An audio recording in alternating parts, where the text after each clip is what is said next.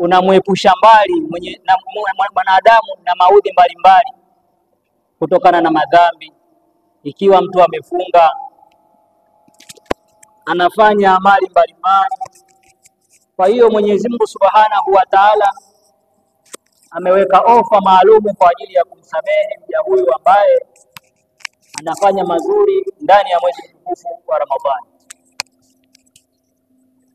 Bitilawati al-Qur'ani, kwa kukithirisha kusoma Qur'ani, wa sadaqati, na kukithirisha kutoa sadaka, kama alivyosema Sheikh Imamu Rajab kwamba hili jambo ni jambo ambalo linahitajika kila mtu awe nalo na kutoa sadaka.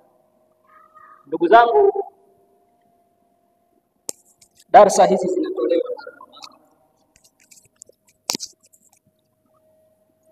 lakini darasa ya leo nimekusudia kuzungumzia fadhila za mwezi mtukufu wa Ramadhani, na fadhila ninazozungumzia fadhila za Qur'ani. Na kwa nini niteue mada hii? Ni kwa sababu mwezi huu Mwenyezi Mungu Subhanahu wa Ta'ala anasema, shahru ramadhana alladhi unzila fihi alquran hudan linnas wa bayinati min alhuda wal furqan, ila akhir alaya. Mwenyezi Mungu Subhanahu wa Ta'ala anasema mwezi mtukufu wa Ramadhani ndio mwezi ambao ndani yake iliteremshwa Qur'ani. Qur'ani ambayo ni mwongozo kwa watu waweze kuufuata. Ndio utaratibu wa maisha yote ya mwanadamu katika maisha ya dunia, ni lazima afuate mafundisho ya Qur'ani. Moja kwa moja tukiangalia baadhi ya nukat Qur'ani, wenzetu waliopita ilikuwaje, walifuata vipi Qur'ani, ili nawezi tuweze kuiga Qur'ani. Kuna mambo mengi sana.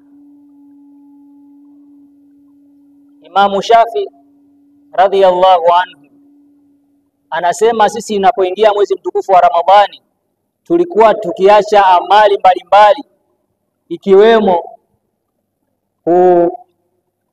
kukusanya fikiri.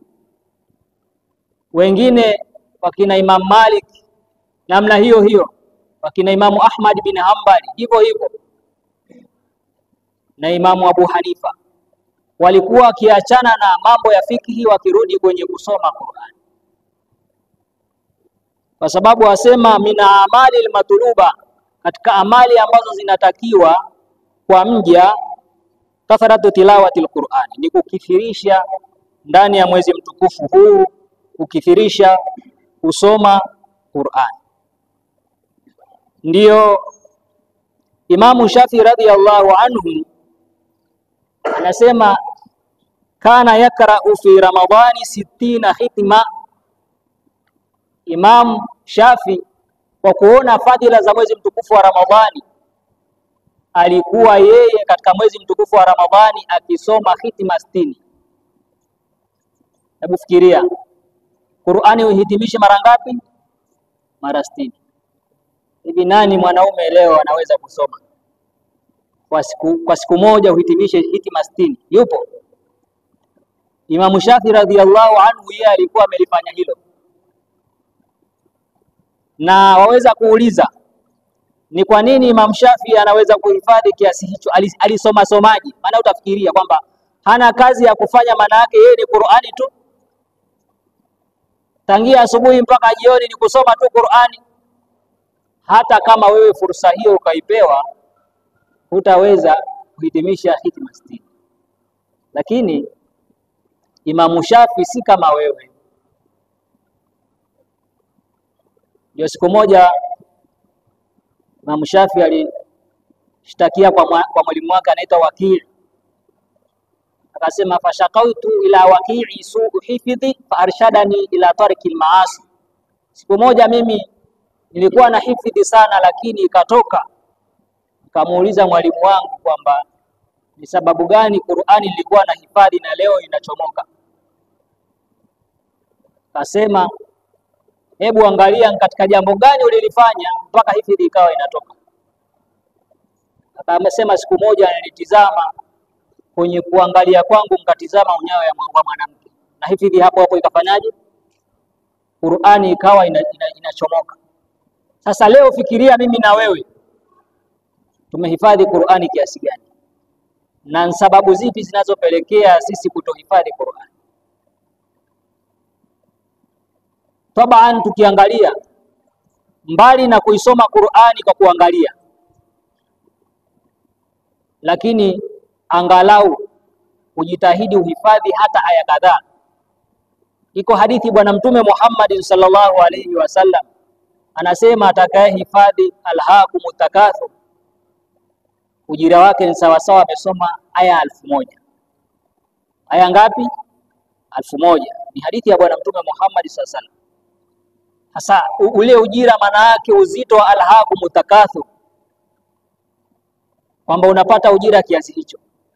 Sasa je, ukiambiwa zile thawabu ukisoma alifu lam mim, nasema sisemi alifu ni herufi bali lamu ni herufi na mimu ni herufi, na hizi zote unapata thawabu 30, lakini ndani ya mwezi mtukufu wa Ramadhani unapata thawabu 100 kila herufi moja, kila herufi moja ndani ya mwezi mtukufu wa Ramadhani.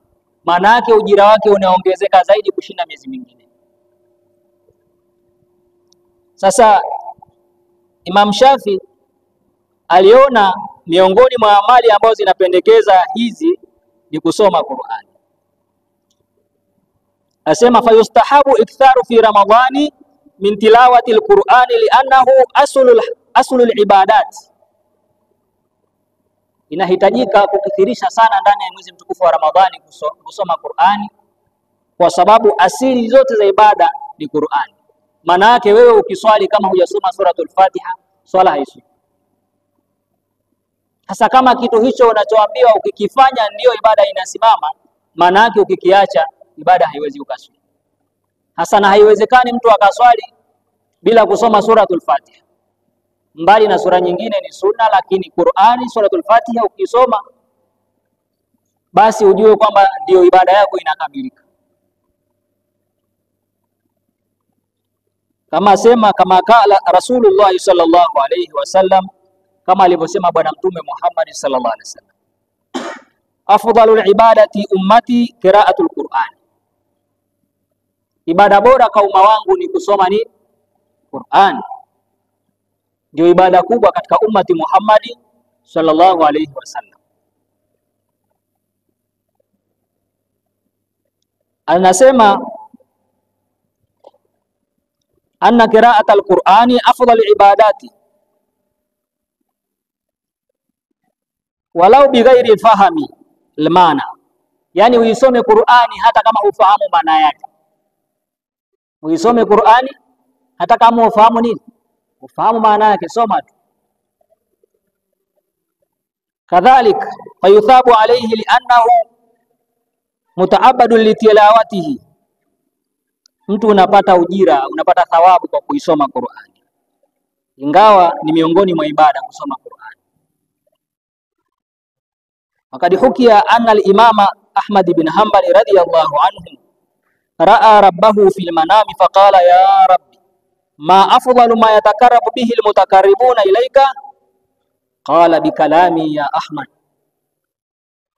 Imam Ahmad bin Hanbal radiyallahu anhu siku moja alioteshwa katika ndoto kwamba azungumza na Mola wake. Baada ya mazungumzo anambia Allah, hebu niambie ni jambo gani ambalo mimi nikilifanya nitakuwa karibu na wewe. Akamwambia bikalami ya Ahmad, ni kusoma maneno yangu wewe nani? Ahmad. Kwa hiyo kusoma maneno ya Mwenyezi Mungu Subhanahu wa Ta'ala ni maneno yanakukurubisha kwake yeye direct. Na tukaambiwa fadhila mbalimbali, usoma Qur'ani usiku, usome suratul Waqi'a. Mtume Muhammad sallallahu alaihi wasallam siku moja ashtakiwa na sahaba, hali yangu ya nyumbani ya ufukara, taabani, maisha magumu. Akaambiwa kithirisha kusoma usiku suratul Waqi'a, kuonyesha kwamba Qur'ani ni hazina na hazina ambao haimaliziki. Kwa hiyo inabidi sisi tukithirishe kusoma Qur'ani, na ndio maana mimi nikapendelea kuizungumza hii, kwa sababu asilimia kubwa sana tunaipuuzia Qur'ani. Ilikuwa katika mwezi mtukufu wa Ramadhani asili kuna halka mbalimbali za Qur'ani. Ndio Sheikh Imamu alivyoniambia nitoe darasa. Kawaida mimi kila alasiri na darasa yangu ya tafsiri ya Qur'ani, lakini nikaona niahirishe, lakini leo nije nizungumzie fadhila za Qur'ani. Na vile vile kuonyesha kwamba Qur'ani, Mtume Muhammad sallallahu alaihi wasallam akasema tena, man shagalahu alqur'anu an dhikri wa mas'alati ataituhu afdala ma utiya sailina, atakayeshughulikia Qur'ani, maana yake kuisomesha, kuidarsisha, kufanya yale yote ambayo Qur'ani inataka, kuharamisha aliyoharamishwa, asema nitampa zaidi niliwapao wengine, yani nitampa ujira zaidi ninawapa wengine. Hadithi hii imepokea Imam Tirmidhi.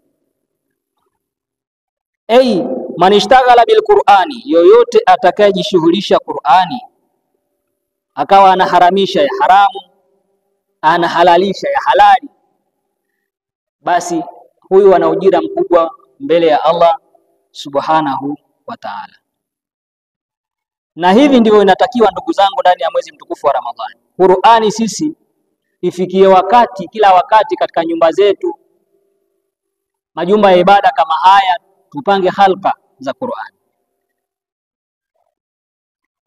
Ukienda sehemu kama Zanzibar ama Kenya ndani ya mwezi mtukufu wa Ramadhani, unakuta kuna vipembe hivi watu wamekaa, wameweka meza na misafu imewekwa, wamekaa duara, wanasoma hizbu, kusikilizana mmoja hadi mwingine. Asubuhi kwa kutawasoma, baada ya salatul fajr hawaendi kulala, wanasoma juzu moja. Baada ya swala adhuhuri pia wanasoma, na kama hawajamalizia wanamalizia alasiri. Manake kwa siku wamesoma juzu ngapi? Juzu 2. Ndani ya siku 15 wamekamilisha msahafu, wanaanza tena. Kwa hiyo Ramadhani ikimalizika wamehitimisha mara ngapi? Mara 2. Huko kwa uchache. Tumeshaambiwa hapa Imamu Shafi alikuwa akisoma hitma ngapi? 60. Sasa je, sisi tuna uwezo huu wa kufanya kusoma hizo hitma 60? Akasema vile bwana Mtume Muhammad sallallahu alaihi wasallam, hadithi ilipokuwa na Ali radhiyallahu anhu, asema man qara al-Qur'an wa huwa qa'imun fi salati falahu bikulli harfi 100 hasana, atakaye soma Qur'ani amesimama ndani ya swala, kila herufi moja analipwa mema 100 ngapi? 100.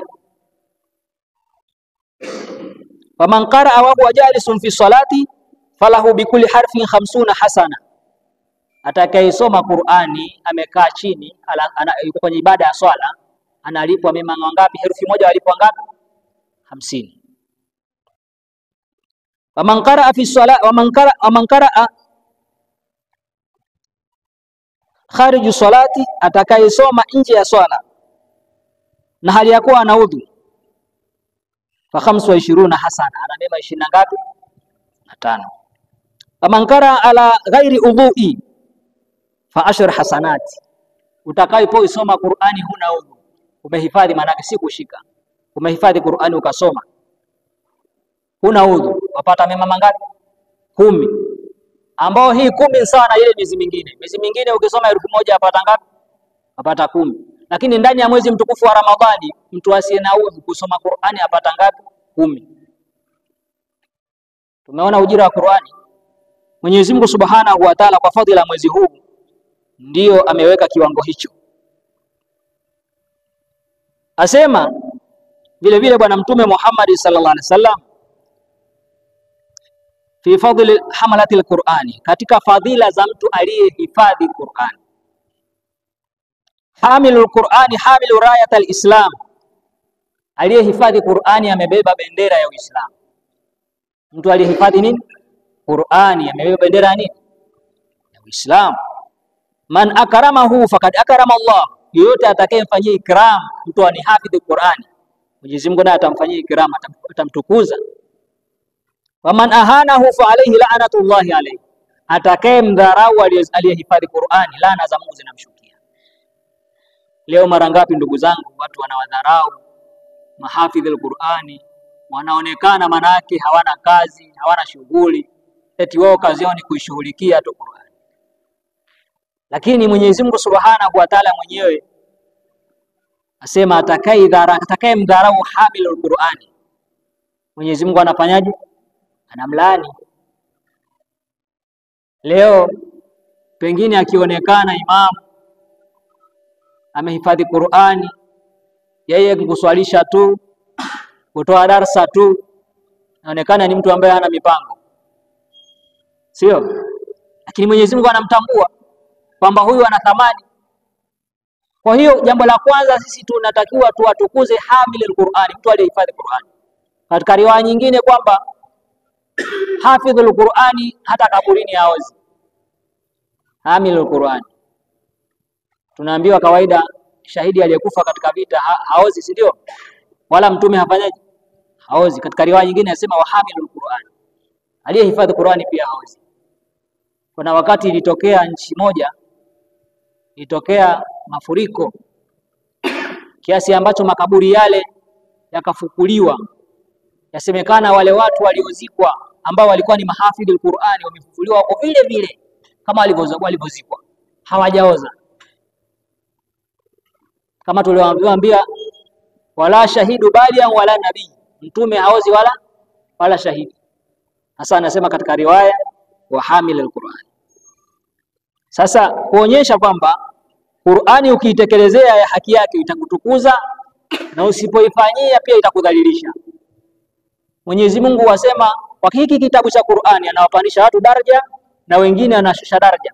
Kitabu hiki cha Qur'ani aliyeitekelezea yale ya halali na akaharamisha ya haramu kama alivyoamrisha Mwenyezi Mungu Subhanahu wa Ta'ala, atakuwa yeye na Qur'ani itakuwa ni mtetezi wake siku ya kiyama. Tufikirie sasa, kama sisi Qur'ani tumekuwa mbali nayo itakuwaje? Qala al-Ghazali, Imam Ghazali rahmatullahi alayhi asema fala yanbaghi lilhamil Qur'ani ay alla yalhu ma man la yalhu, haitakikani kwa hamil Qur'ani aliyehifadhi Qur'ani kuingia katika laghu pamoja na wenye kuingia katika vikao vya laghu.